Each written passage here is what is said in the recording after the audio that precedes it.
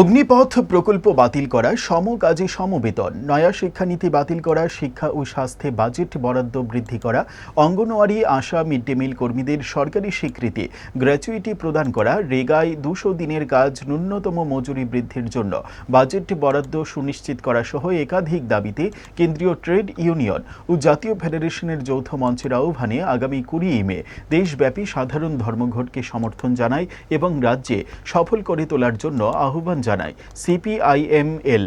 রবিবার আগরতলা প্রেস ক্লাবে আয়োজিত সাংবাদিক সম্মেলনে সিপিআইএমএল এর রাজ্য সম্পাদক পার্থ কর্মকার বিস্তারিত তুলে ধরলেন। প্রথম বিষয় হচ্ছে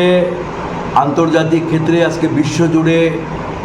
মার্কিন দেশের প্রেসিডেন্ট দ্বিতীয়বার ক্ষমতায় আসার পরে ট্রাম্প সাহেব যে শুল্ক হামলা করেছে, এই শুল্ক হামলায় আক্রান্ত আজকে আমার দেশ, আমার ওষুধ শিল্প, আমার ইস্পাত, অ্যালুমিনিয়াম,